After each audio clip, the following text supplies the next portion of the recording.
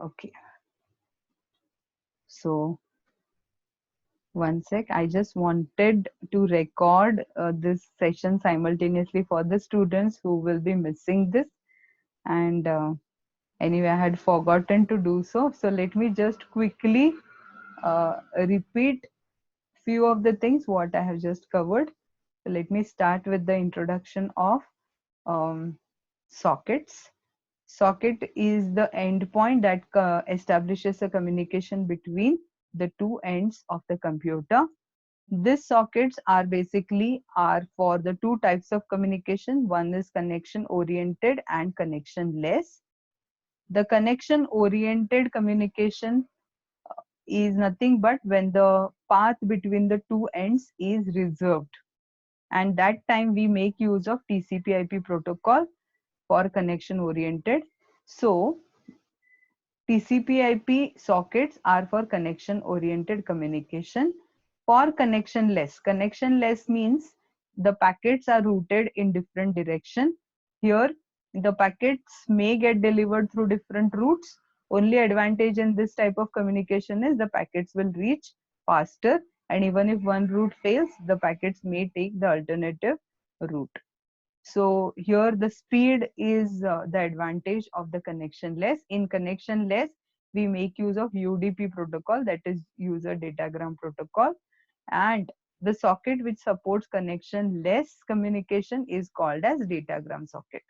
In the next section of our chapter, we are going to learn about datagram socket. So today we are going to learn connection oriented communication through sockets, and hence it is governed by the protocol called as TCP/IP. Now TCP/IP sockets are used to implement reliable bidirectional persistent point-to-point stream-based connection between the host on the internet. Now the socket TCP/IP socket is of two types: server socket and normal socket. The server socket class is for the server. Normally a server socket is designed to listen to the client. Whenever the client sends a request, then the server socket will accept that request, and then it will start the communication. Then there is another class called a socket class, which is for the client.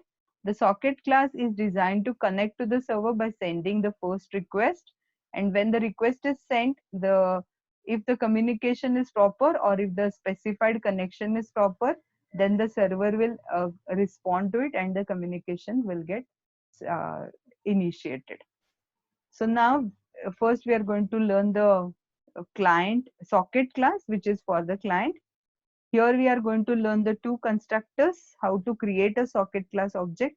The first constructor is, it accepts two parameters. One is the host name and the second is the port number. Host name is nothing but any of the website name. For example, it may be google.com or herbertshield.com. Second is the port number. If we uh, initiate the communication for some special purpose, we have to specify that particular port number. Normally, whenever we send any kind of text files, the port number is HTTP. The port is HTTP and the number associated with that is 80. So this is the first constructor which connects to the specified host name, or it creates a socket that will connect to the specified host name. If the host name specified is wrong, it will throw unknown host exception, or it may, if there is any other obstacle, it may throw IO exception. So this is what should be thrown at the time of creation of the object. The second constructor accepts the INET address object as the first parameter, and second is the port number. INET address object means, as you all know, INET address object is a combination of the IP address and the host name. So if we want to use this second type of constructor, first thing we will have to do is we will have to create INET address. So as you all know that INET address class object can be created by the factory methods. One factory method is, so last class we had seen, one of the factory methods is get localhost. So if we use get localhost, which is again a static method of INET address class, It has to be spelled properly. Anyways, I'll not go into the details. So inet address class, it is a static method. What is that static method? Get localhost. So get localhost will connect to the localhost machine and it will start establishing the communication. Second factory method is get by name, which will get connected, which will create inet address object for the specified website. So first we'll have to create inet address object, this IP, and then we'll have to create a socket by passing this IP as a parameter. So this is how the second constructor will work. Then the third construct, sorry, there are only two constructors. Now once we have created the object of socket class, we can make use of other instance method for other kind of information access. So let us see what these methods are. There are many methods. I have just listed few. One method is get inet address. This returns an inet address object associated with the socket object. So when the socket gets connected, then the server to which the socket gets connected will be associated with an IP address, and it will be associated with the host name also. So together the IP address and the host name, that combination or the bundle of IP address and host name together, it is called as the inet address object. So suppose when the socket gets created, but you don't know to which server it has got connected, in between you want to verify whether it has got connected to the proper um, website or the server or not, then you can make use of this method called as get inet address. It will return the inet address object, which will store the host name as well as the IP address of the server. If the socket is not connected to any of the website, then it will return null value. This method, get inet address. So the syntax is shown here. It returns inet address object. Then the second method is get port. Suppose we have already created a socket, but we do not know which port it has got connected. Then we can access the port number of the socket by using the method get port. So we have to call it with the socket object name. That is, suppose we have created the socket object as S, then we should call this method as s.getPort. Will return the port number. If no port is if the socket is not connected, it will return 0. Then the next is get local port. Suppose if the socket is connected to the local machine, then it will return a local port number. If the invoking object is not bound to any of the ports, then -1 will be uh, returned. Now let us, there are some more methods. One method is get input stream. Now remember, whenever the socket is created, here we are talking about TCP/IP socket, and the speciality of TCP/IP socket is it establishes connection oriented. So connection oriented means the information will flow in a particular stream. So stream means what? A sequence of bytes like this, one after the other. The bytes will start flowing from one end to another. So when it comes to sequence of byte, as you all know that the stream based communication is established through the input stream and output stream classes. So the input stream and output stream class. Yes, Nilesh? Anyways, if there is any doubt, you can just post in the chat. The input stream and output stream classes are used to pass the request or used to send the response from the server. When the client requests for the information, it is called as the request. When the server serves with the necessary information, it is called as the response. Now let us see how to get that particular input stream associated with the invoking object. That method is get input stream, then get output stream. This is going to return us the output stream object which is associated with the invoking socket. Once we will cover the example, you will understand it. Other methods are connect. This is very important method which is used to connect to a new server. Now, as you all know that the constructor, when you create the server socket object, that time only you are going to specify the server name to which you want to connect. Sometimes the socket can be created blank without connecting to any of the server. So sometimes such unbound socket can be connected later using the connect method. So this connect is used to specify a new connection. So of course, such example is not covered in our textbook, but just for your information, that connect is used to specify a new connection. That is, suppose now I'm communicating with one server, now you want to connect to the next server, another server, you can use connect method. Is connected will return true if the socket is connected. If the socket is not connected, suppose sometimes in between there is any problem and you feel suspicious whether my connection still working or no, you can ensure that by using is connected, it will return true or false. If it is connected, it will return true, else it will return false. Is closed, it will return true or false again based on whether the socket is closed or it is still open. Then there is a method called as close, which is used to close a connection. It is always advisable or recommended to close a connection after the communication is over. Now there is one program which is given in your textbook. Practical exam point of view, this program is not important, but it is given in the textbook, so I'm just going to explain it. The next program of this is important practical point of view. Anyways, so let us try to understand what this program does. Here, this program, as you all know, we are going to create socket.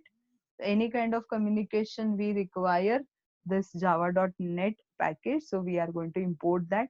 Then as you all know that the socket communication, TCP/IP socket happens in stream based manner. So we require input and output stream classes. So for that we have to also import java.io package. So we have imported that. The class name I'm using is whois. What is whois? We will come to that later. Then we have a main method. I have created one integer variable called as c. What is that for? Let us see later. Now I'm going to create a client socket. So I have created the object socket s. The object name is s. The constructor is called new socket. This is the first type of constructor where I'm passing the host name and the IP address. The host name is whois.internic.net. So internic.net is a website which provides us with the information of all the uh, domain names and their IP addresses.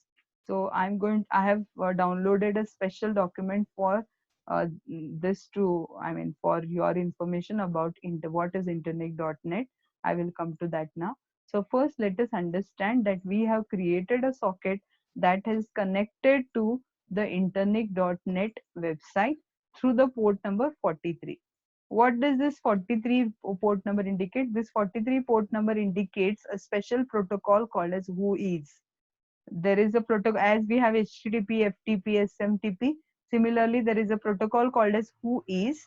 This whois protocol is used for special purpose, that whenever we want to ask about the domain name or IP address in between a directory.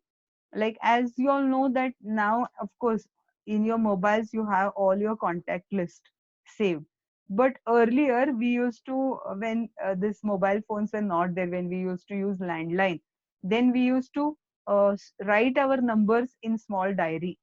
Sometimes the important numbers in the city, they used to be printed in a booklet called as directory.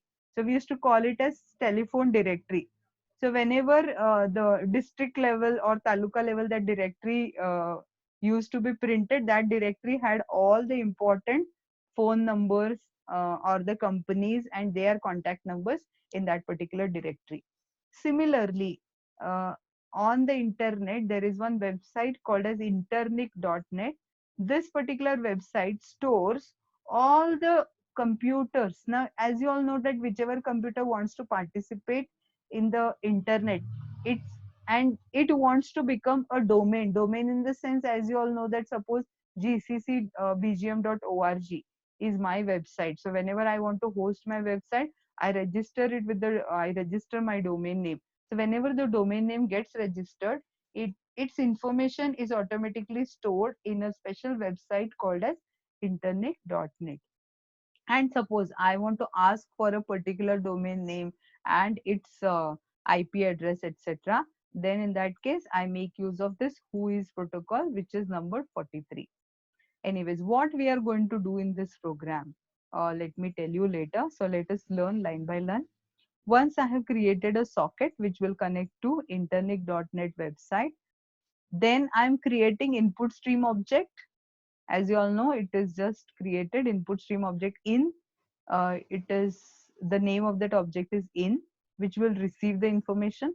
Output stream object out is used to send the information. So I'm creating these two objects by using the method get input stream and get output stream. Once they are ready, let us start. I have to first send a request, isn't it? So I'm going to send a request to internet.net website. So for sending a request, I'm making use of, first I'm going to create one string variable. That string variable is going to store the website name about which I want to inquire to internet.net. As I told you just now, that internet.net is a special type of website which stores the information of all the registered domains worldwide. Whichever domain gets registered with the internet, its information gets stored in internet.net. So this internet.net can be queried for any particular website name. Suppose I want to query about google.com, I can query about it. It will show me the information. That internet.net website will give me the information about Google. Similarly, if I want to know about MH Professional, it will give me the information about it. For security purpose, now there are many restrictions on this, but still this internet gives us the basic information wherever it is allowed. Now suppose I want to ask about mhprofessional.com, then my string variable will store mhprofessional.com. But this textbook program, what it does is, it is going to accept the website name from the user about which the user wants to query, about which the user wants to know about that particular website. It will accept it from the user. If user does not provide any of the input, then it is going to take the default value. So as you all know that in your first semester you might have learned the um, operator. Ternary operator in the sense, we used to have something like this, some value or some condition, a greater than b, and then we used to have a question mark, then the value if true, colon, not semicolon, colon, then we used to have the value if false. You all remember this ternary operator? So ternary operator, now I'm just going to comment it. This ternary operator here, as you all know, this is the condition. What is the condition? If the user passes the value as command line argument. I hope you all remember in your third semester you all learned command line arguments. So command line argument, you had a journal program to calculate factorial by accepting the number as command line argument. So whenever user passes a value to the program at the time of execution, it is called as command line argument. And these command line arguments are stored in an array called as args, and they are stored in sequence from the place 0. Args 0 indicates the first value, args 1 indicates the second value entered by the user. So I'm going to check if the user has entered any value. If this array length is going to be 0, that means if the user has not specified any of the value, then my args length is going to be 0. If args.length equal to 0, if this condition becomes true, that means if the user has not specified any of the command line argument, that means if user does not pass any of the website name at the time of execution, then I'm going to my program will use the default website name as mhprofessional.com. Else means if the user has specified the value, then that value will be taken in a program. What is that value? Args0. So anyways, let us assume that user has not passed any value. So my string variable str will store mhprofessional.com as the value. Now concentrate. My str variable will store mhprofessional.com. Now this website name, I want to send it to the server through my socket. How will I send? I will send it through output stream. But while sending it through output stream, what is the name of my output stream? Out. Now my output stream will send the information in the form of bytes. But right now I have the website name stored in the form of a string. So first I need to convert the string value into the bytes. So how am I going to convert it? I'm going to convert it using the method called as getBytes. So str.getBytes, this method will convert this website name, that is mhprofessional.com, into the bytes, and that will create a byte array which I'm going to store in an array called as buff. So buff is a byte array in which I have stored my website name which I want to request, which about which I want to request to internic.net. So I have stored it into the buff array. How will I send the information? Using out. Out, that is the output stream object, has got a method called as write, which is going to write to the connected server. What it is going to write? The buffer array. So as you all know that the byte array whose name is buffer, it is going to write. So the moment the client has sent the website name, which website name it is going to send? mhprofessional.com. Then the request has gone to the server. Now server will respond. With what information server will respond? Server will respond about the all the information that is available with Internic about mhprofessional.com. It is going to send that. The information which is sent by the server will be received by this socket. Now that information will be received, and that received information I'll be receiving through my input stream object. So what is my input stream object? In. So how am I going to read that? Using the method called as read. In.read. As you all know, I'm going to read byte by byte. So how will I know that my the server has completed sending the information? When my in.read will I will come across -1 value. So -1 indicates no more value. So till in.read is not equal to -1, I will continue to read the information. The moment it becomes -1, my loop will stop reading the information. So till then I will continue to read. The red byte or the red value, I'm going to store it in a variable called as C. As you all know, here we had created one variable of the type integer. As you all know, integer and byte are type compatible with each other. They can get typecasted easily. So I'm going to store the red value into the value which I have read. Read in the sense the past tense of read. Whatever value I have read, that I will store it in a variable C, byte by byte, and I'm going to print it in the form of character. So that byte value, I'm going to convert it into the character, and then I'm going to print it on the screen. And then I'm going to close the socket. So now let us quickly see the output. The information about mhprofessional.com is sent here. So first that internic.net, it gives its own information. It is kind of a advertisement it sends. Then from this line onwards, it has sent the information about the mhprofessional.com. It has sent the domain name, then it has sent the registrar, Melbourne, and then internet names worldwide, who is server, and then referral URL, name server, etc. Whatever technical information it has about mhprofessional.com, it has sent. So I hope you have understood this. Now anyway, it is time up. So now today we will stop here.